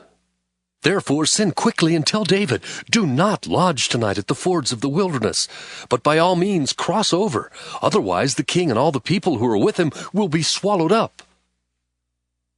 Jonathan and Ahimaaz were waiting at Enrogel. A servant girl used to go and tell them, and they would go and tell King David, for they could not risk being seen entering the city. But a boy saw them and told Absalom. So both of them went away quickly and came to the house of a man at Bahurim, who had a well in his courtyard, and they went down into it. The man's wife took a covering, stretched it over the well's mouth, and spread out grain on it, and nothing was known of it. When Absalom's servants came to the woman at the house, they said, "Where are Ahimaaz and Jonathan?" The woman said to them, "They have crossed over the brook of water." And when they had searched and could not find them, they returned to Jerusalem. After they had gone, the men came up out of the well and went and told King David. They said to David, "Go and cross the water quickly, for thus and so has Ahithophel counseled against you." So David and all the people who were with him set out and crossed the Jordan. By daybreak not one was left who had not crossed the Jordan. When Ahithophel saw that his counsel was not followed, he saddled his donkey and went off home to his own city. He set his house in order and hanged himself. He died and was buried in the tomb of his father. Then David came to Mahanaim, while Absalom crossed the Jordan with all the men of Israel. Now Absalom had set Amasa over the army in the place of Joab. Amasa was the son of a man named Ithra the Ishmaelite, who had married Abigail, daughter of Nahash, sister of Zeruiah, Joab's mother. The Israelites and Absalom encamped in the land of Gilead. When David came to Mahanaim, Shobai, son of Nahash, from Rabbah of the Ammonites, and Makir, son of Amiel, from Lodebar, and Barzillai the Gileadite from Rogelim, brought beds, basins, and earthen vessels, wheat, barley, meal, parched grain, beans and lentils, honey and curds, sheep and cheese from the herd, for David and the people with him to eat. For they said, "The troops are hungry and weary, and thirsty in the wilderness." 2 Samuel 18. Then David mustered the men who were with him, and set over them commanders of thousands and commanders of hundreds. And David divided the army into 3 groups, 1/3 under the command of Joab, 1/3 under the command of Abishai, son of Zeruiah, Joab's brother, and 1/3 under the command of Ittai the Gittite. The king said to the men, "I myself will also go out with you." But the men said, "You shall not go out. For if we flee, they will not care about us. If half of us die, they will not care about us. But you are worth 10,000 of us. Therefore it is better that you send us help from the city."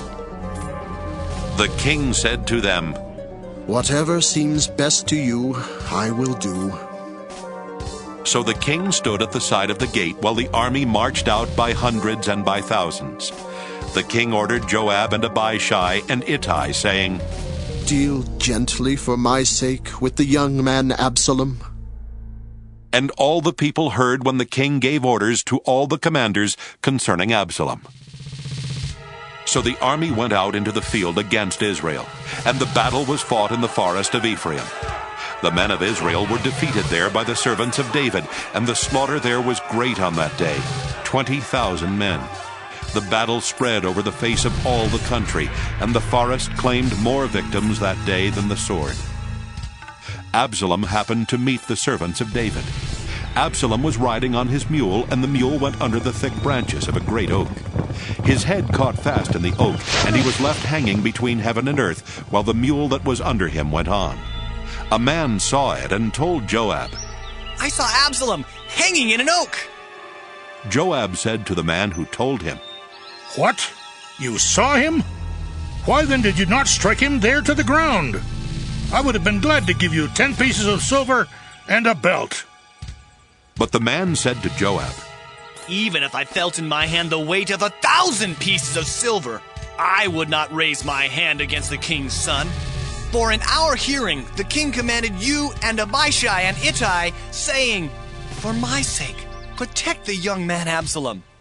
On the other hand, if I had dealt treacherously against his life, and there is nothing hidden from the king, then you yourself would have stood aloof." Joab said, "I will not waste time like this with you." He took 3 spears in his hand and thrust them into the heart of Absalom while he was still alive in the oak. And 10 young men, Joab's armor-bearers, surrounded Absalom and struck him and killed him. Then Joab sounded the trumpet, and the troops came back from pursuing Israel, for Joab restrained the troops. They took Absalom, threw him into a great pit in the forest, and raised over him a very great heap of stones. Meanwhile all the Israelites fled to their homes.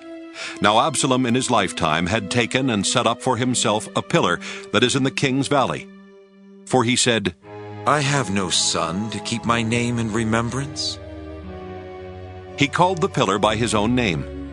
It is called Absalom's monument to this day.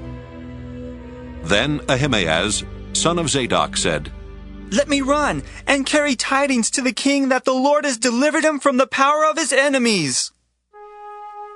Joab said to him, "You are not to carry tidings today.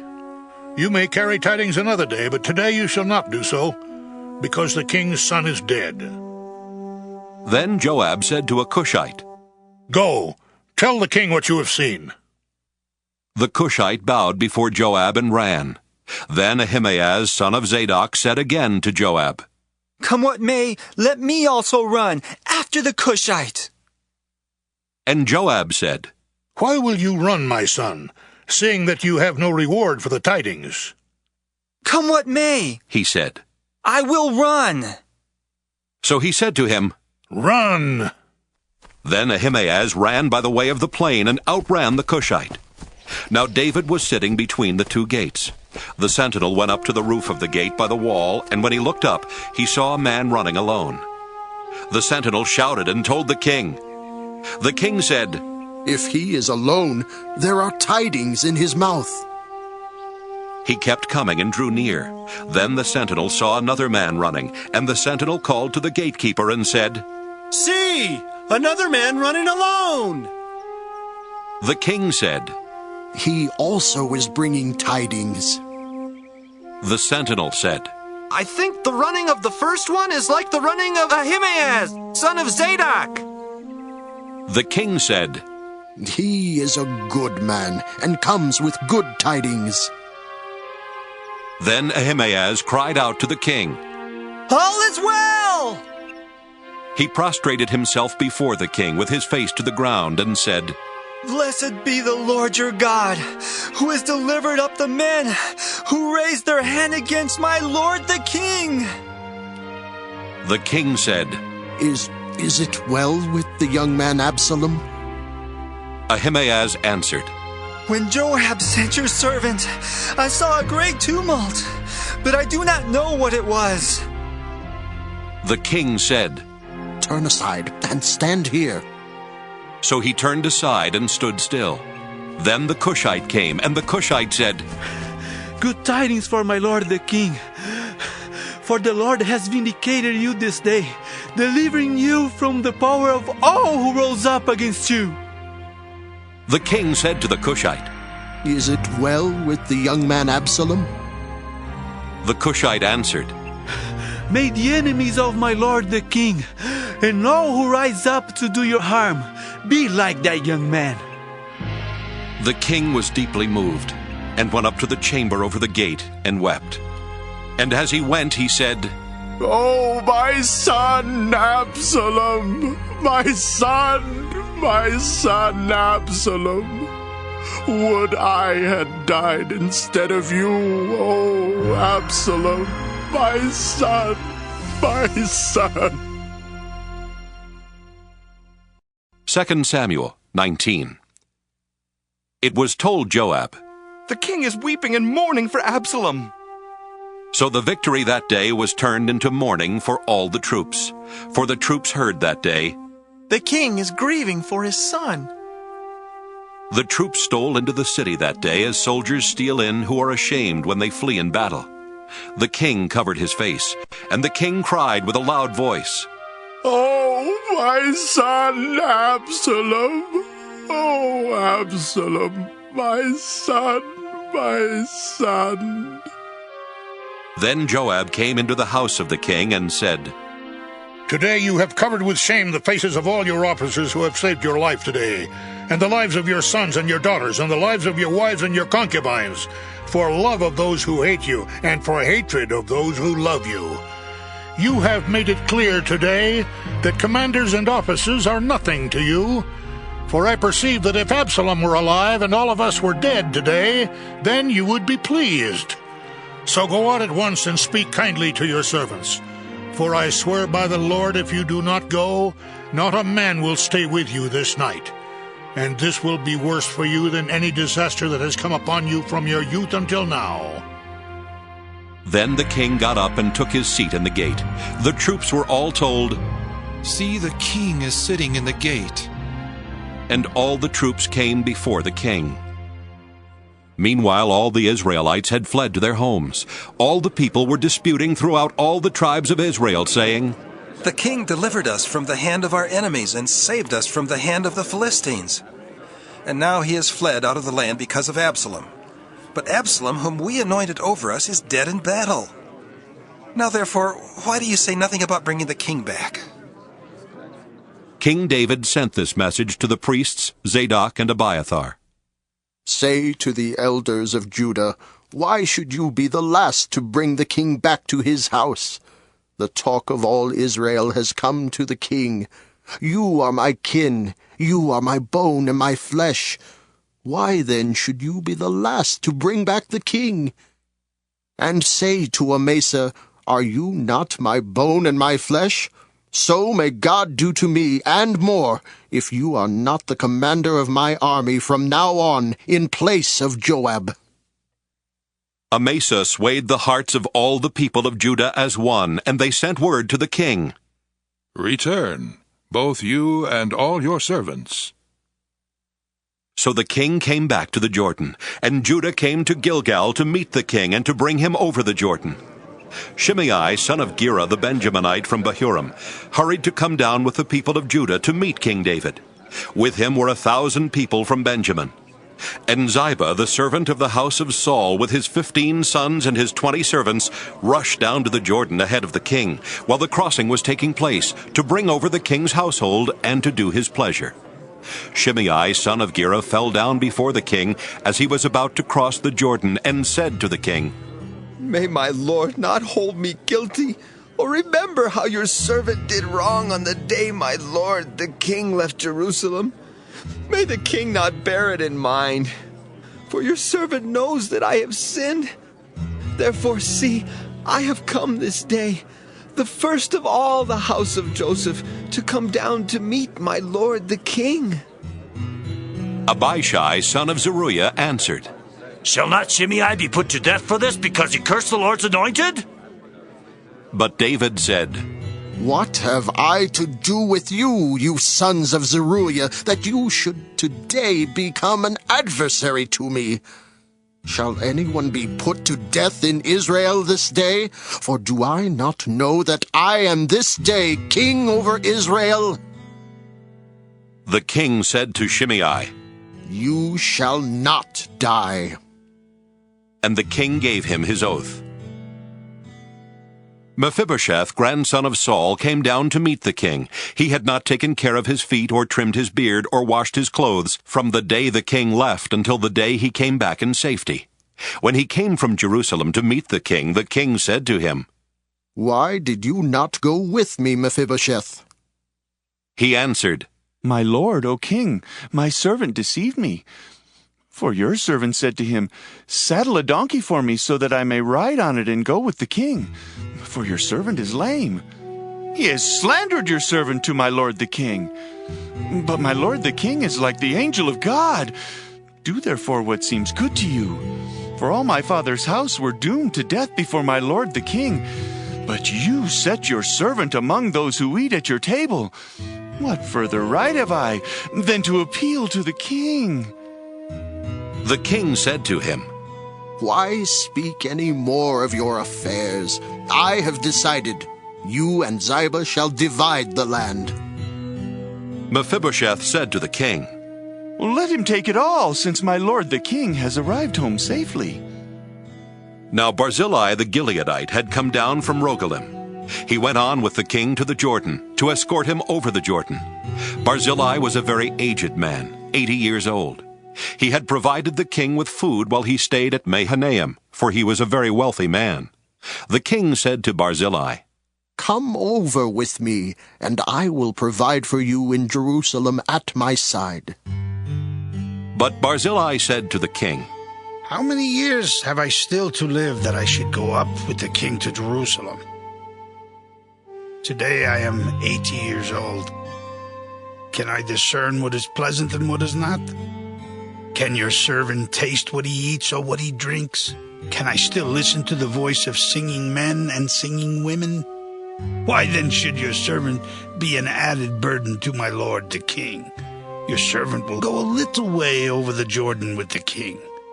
Why should the king recompense me with such a reward? Please, let your servant return, so that I may die in my own town near the graves of my father and my mother. But here is your servant Kimham. Let him go over with my lord the king and do for him whatever seems good to you. The king answered, Kimham shall go over with me, and I will do for him whatever seems good to you, and all that you desire of me I will do for you. Then all the people crossed over the Jordan, and the king crossed over.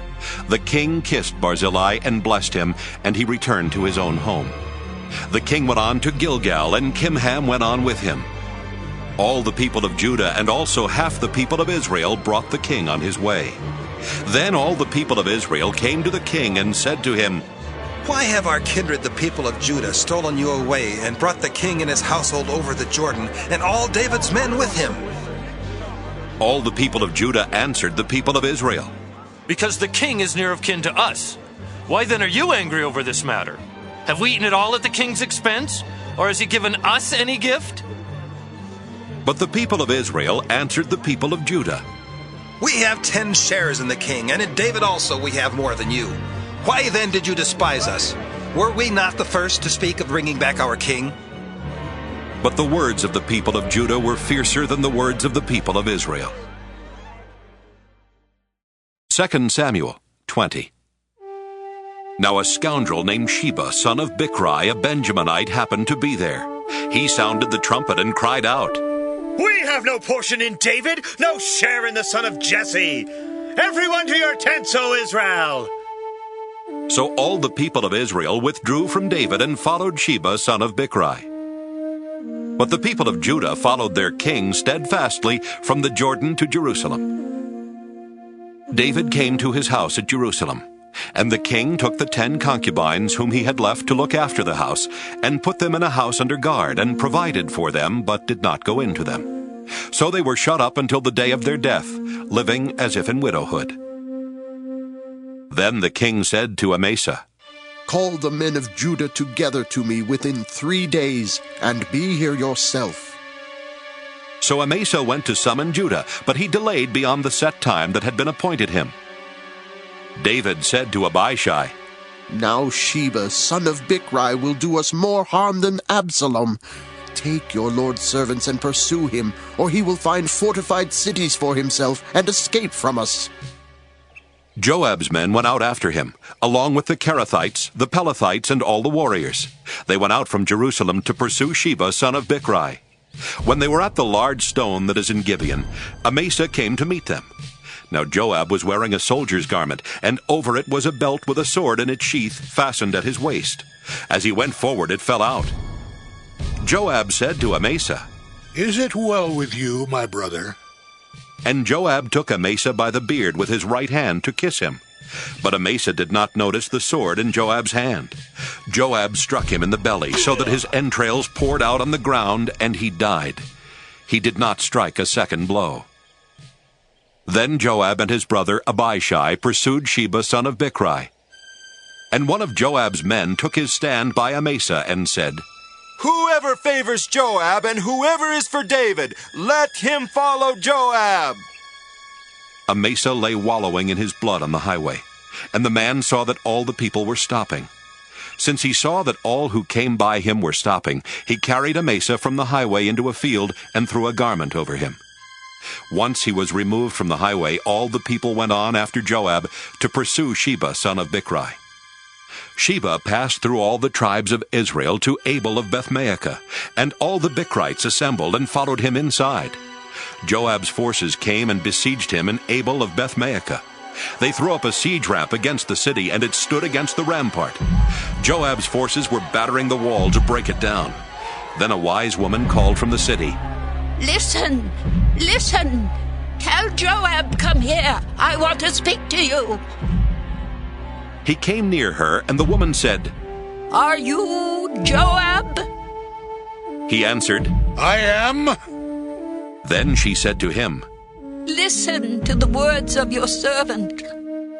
He answered, I am listening. Then she said, They used to say in the old days, Let them inquire at Abel, and so they would settle the matter. I am one of those who are peaceable and faithful in Israel. You seek to destroy a city that is a mother in Israel. Why will you swallow up the heritage of the Lord? Joab answered, Far be it from me, far be it, that I should swallow up or destroy. That is not the case. But a man of the hill country of Ephraim, called Sheba, son of Bichri, has lifted up his hand against King David. Give him up alone, and I will withdraw from the city. The woman said to Joab, His head shall be thrown over the wall to you. Then the woman went to all the people with her wise plan. And they cut off the head of Sheba, son of Bichri, and threw it out to Joab. So he blew the trumpet, and they dispersed from the city, and all went to their homes, while Joab returned to Jerusalem to the king. Now Joab was in command of all the army of Israel. Benaiah, son of Jehoiada, was in command of the Kerethites and the Pelethites. Adoram was in charge of the forced labor. Jehoshaphat, son of Ahilud, was the recorder. Sheva was secretary. Zadok and Abiathar were priests, and Ira the Jairite was also David's priest. 2 Samuel 21. Now there was a famine in the days of David for 3 years, year after year, and David inquired of the Lord. The Lord said, There is blood guilt on Saul and on his house, because he put the Gibeonites to death. So the king called the Gibeonites and spoke to them. Now the Gibeonites were not of the people of Israel, but of the remnant of the Amorites. Although the people of Israel had sworn to spare them, Saul had tried to wipe them out in his zeal for the people of Israel and Judah. David said to the Gibeonites, What shall I do for you? How shall I make expiation, that you may bless the heritage of the Lord? The Gibeonites said to him, It is not a matter of silver or gold between us and Saul or his house. Neither is it for us to put anyone to death in Israel. He said, What do you say that I should do for you? They said to the king, The man who consumed us and planned to destroy us, so that we should have no place in all the territory of Israel, let 7 of his sons be handed over to us, and we will impale them before the Lord at Gibeon on the mountain of the Lord. The king said, I will hand them over. But the king spared Mephibosheth, the son of Saul's son Jonathan, because of the oath of the Lord that was between them, between David and Jonathan, son of Saul. The king took the 2 sons of Rizpah, daughter of Aiah, whom she bore to Saul, Armoni and Mephibosheth, and the 5 sons of Merab, daughter of Saul, whom she bore to Adriel, son of Barzillai the Maholathite. He gave them into the hands of the Gibeonites, and they impaled them on the mountain before the Lord. The 7 of them perished together. They were put to death in the first days of harvest at the beginning of barley harvest. Then Rizpah, the daughter of Aiah, took sackcloth and spread it on a rock for herself from the beginning of harvest until rain fell on them from the heavens. She did not allow the birds of the air to come on the bodies by day or the wild animals by night. When David was told what Rizpah, daughter of Aiah, the concubine of Saul, had done, David went and took the bones of Saul and the bones of his son Jonathan from the people of Jabesh-Gilead, who had stolen them from the public square of Bethshan, where the Philistines had hung them up on the day the Philistines killed Saul on Gilboa. He brought up from there the bones of Saul and the bones of his son Jonathan, and they gathered the bones of those who had been impaled. They buried the bones of Saul and of his son Jonathan in the land of Benjamin in Zelah, in the tomb of his father Kish.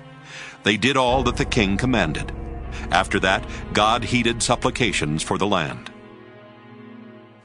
The Philistines went to war again with Israel, and David went down together with his servants. They fought against the Philistines, and David grew weary. Ishbi-Benob, one of the descendants of the giants, whose spear weighed 300 shekels of bronze, and who was fitted out with new weapons, said he would kill David. But Abishai, son of Zeruiah, came to his aid and attacked the Philistine and killed him. Then David's men swore to him, You shall not go out with us to battle any longer, so that you do not quench the lamp of Israel. After this, a battle took place with the Philistines at Gob. Then Sibbecai the Hushathite killed Saph, who was one of the descendants of the giants. Then there was another battle with the Philistines at Gob, and Elhanan, son of Jaari-Oregim the Bethlehemite, killed Goliath the Gittite, the shaft of whose spear was like a weaver's beam. There was again war at Gath, where there was a man of great size, who had 6 fingers on each hand and 6 toes on each foot, 24 in number. He too was descended from the giants.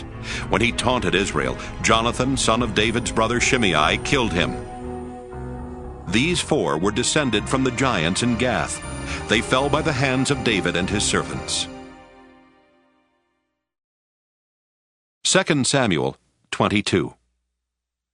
David spoke to the Lord the words of this song on the day when the Lord delivered him from the hand of all his enemies and from the hand of Saul. He said, "The Lord is my rock, my fortress, and my deliverer, my God, my rock in whom I take refuge, my shield and the horn of my salvation, my stronghold and my refuge, my Savior. You save me from violence. I call upon the Lord, who is worthy to be praised, and I am saved from my enemies. For the waves of death encompassed me, the torrents of perdition assailed me. The cords of Sheol entangled me. The snares of death confronted me. In my distress I called upon the Lord. To my God I called. From his temple he heard my voice, and my cry came to his ears. Then the earth reeled and rocked, the foundations of the heavens trembled and quaked, because he was angry. Smoke went up from his nostrils, and devouring fire from his mouth. Glowing coals flamed forth from him. He bowed the heavens and came down. Thick darkness was under his feet. He rode on a cherub and flew. He was seen upon the wings of the wind. He made darkness around him a canopy, thick clouds, a gathering of water. Out of the brightness before him, coals of fire flamed forth. The Lord thundered from heaven. The Most High uttered his voice. He sent out arrows and scattered them, lightning and routed them. Then the channels of the sea were seen. The foundations of the world were laid bare at the rebuke of the Lord, at the blast of the breath of his nostrils. He reached from on high. He took me. He drew me out of mighty waters. He delivered me from my strong enemy, from those who hated me, for they were too mighty for me. They came upon me in the day of my calamity, but the Lord was my stay. He brought me out into a broad place. He delivered me because he delighted in me. The Lord rewarded me according to my righteousness. According to the cleanness of my hands he recompensed me. For I have kept the ways of the Lord, and have not wickedly departed from my God. For all his ordinances were before me, and from his statutes I did not turn aside. I was blameless before him, and I kept myself from guilt. Therefore the Lord has recompensed me according to my righteousness, according to my cleanness in his sight. With the loyal you show yourself loyal. With the blameless you show yourself blameless. With the pure you show yourself pure. And with the crooked you show yourself perverse. You deliver a humble people, but your eyes are upon the haughty to bring them down. Indeed, you are my lamp, O Lord. The Lord lightens my darkness. By you I can crush a troop, and by my God I can leap over a wall. This God, his way is perfect. The promise of the Lord proves true. He is a shield for all who take refuge in him. For who is God but the Lord? And who is a rock except our God? The God who has girded me with strength has opened wide my path. He made my feet like the feet of deer and set me secure on the heights. He trains my hands for war so that my arms can bend a bow of bronze. You have given me the shield of your salvation, and your help has made me great. You have made me stride freely, and my feet do not slip. I pursued my enemies and destroyed them, and did not turn back until they were consumed. I consumed them. I struck them down so that they did not rise. They fell under my feet. For you girded me with strength for the battle. You made my assailants sink under me. You made my enemies turn their backs to me, those who hated me, and I destroyed them. They looked, but there was no one to save them. They cried to the Lord, but he did not answer them. I beat them fine like the dust of the earth. I crushed them and stamped them down like the mire of the streets. You delivered me from strife with the peoples. You kept me as the head of the nations. People whom I had not known served me. Foreigners came cringing to me. As soon as they heard of me, they obeyed me. Foreigners lost heart and came trembling out of their strongholds. The Lord lives! Blessed be my rock, and exalted be my God, the rock of my salvation, the God who gave me vengeance and brought down peoples under me, who brought me out from my enemies. You exalted me above my adversaries. You delivered me from the violent. For this I will extol you, O Lord, among the nations, and sing praises to your name. He is a tower of salvation for his king, and shows steadfast love to his anointed, to David and his descendants forever.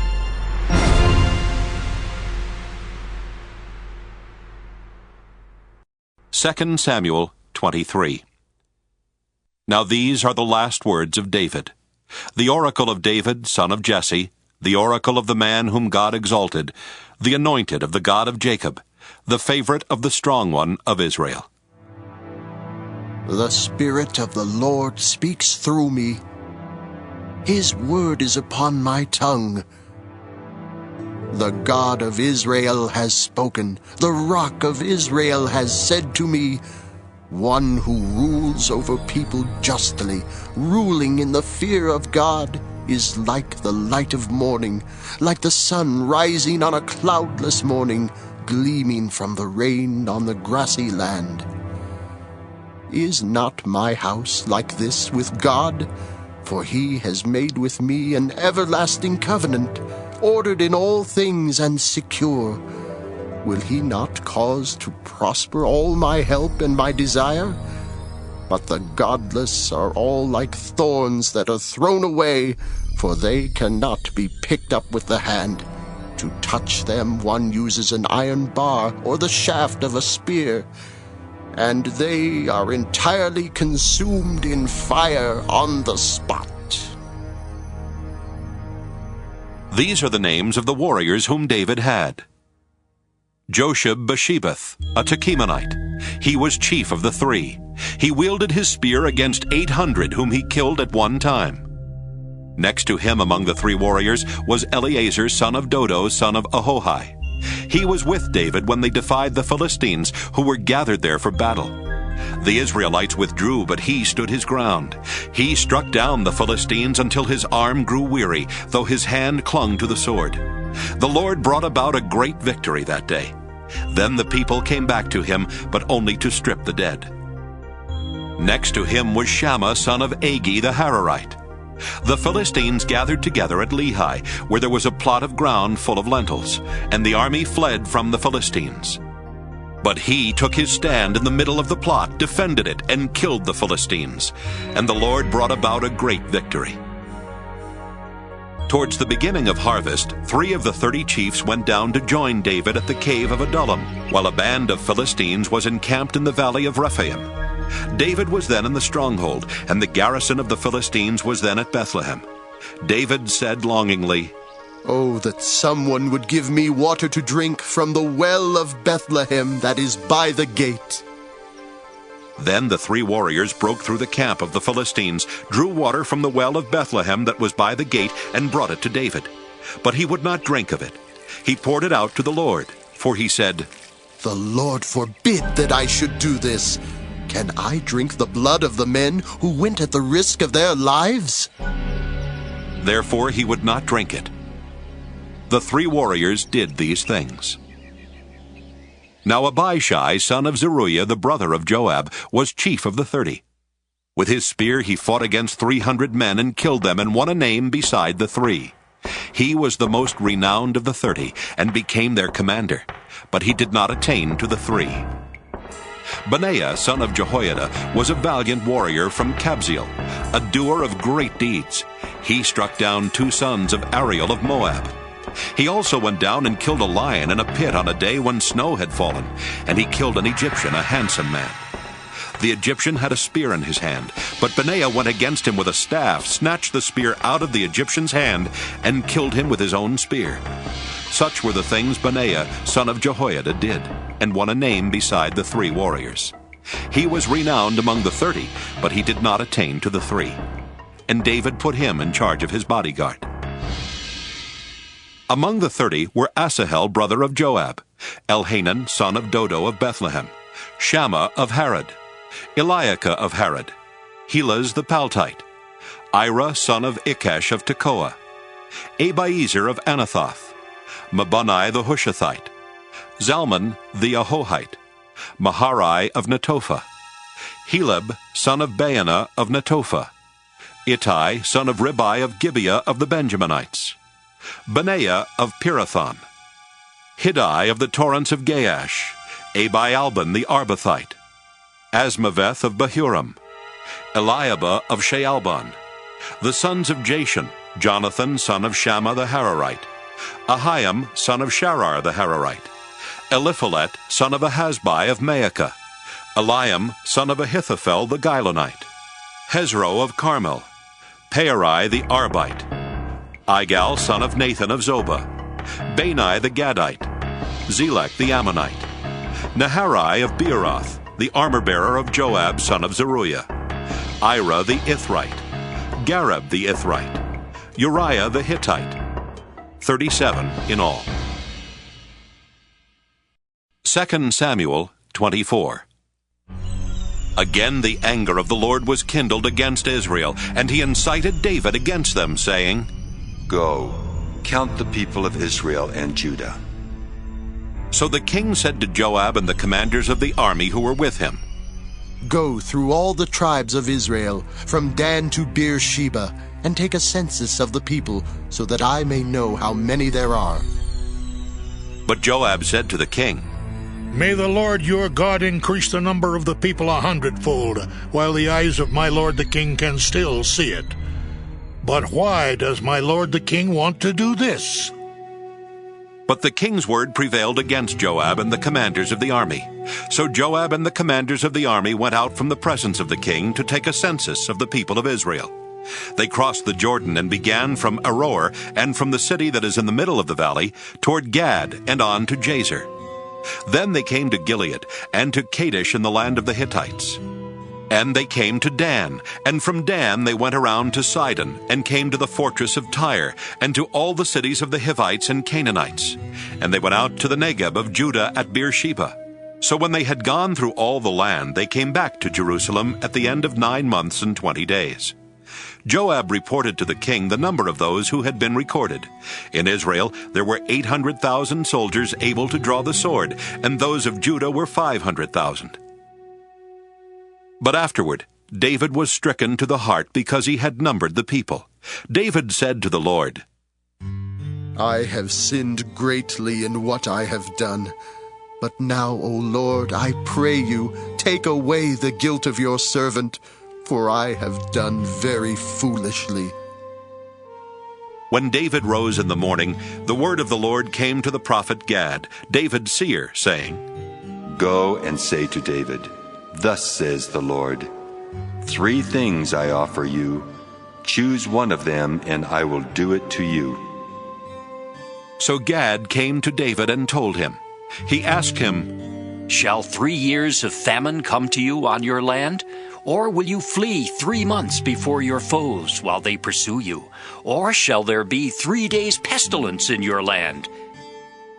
Now consider, and decide what answer I shall return to the one who sent me." Then David said to Gad, I am in great distress. Let us fall into the hand of the Lord, for his mercy is great. But let me not fall into human hands. So the Lord sent a pestilence on Israel from that morning until the appointed time, and 70,000 of the people died from Dan to Beersheba. But when the angel stretched out his hand toward Jerusalem to destroy it, the Lord relented concerning the evil, and said to the angel who was bringing destruction among the people, "It is enough. Now stay your hand." The angel of the Lord was then by the threshing floor of Araunah the Jebusite. When David saw the angel who was destroying the people, he said to the Lord, I alone have sinned, and I alone have done wickedly. But these sheep, what have they done? Let your hand, I pray, be against me and against my father's house. That day Gad came to David and said to him, "Go up and erect an altar to the Lord on the threshing floor of Araunah the Jebusite." Following Gad's instructions, David went up as the Lord had commanded. When Araunah looked down, he saw the king and his servants coming toward him, and Araunah went out and prostrated himself before the king with his face to the ground.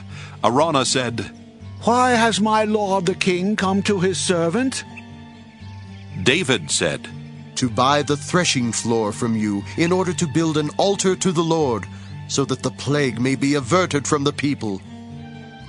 Then Araunah said to David, Let my lord the king take and offer up what seems good to him. Here are the oxen for the burnt offering, and the threshing sledges and the yokes of the oxen for the wood. All this, O king, Araunah gives to the king.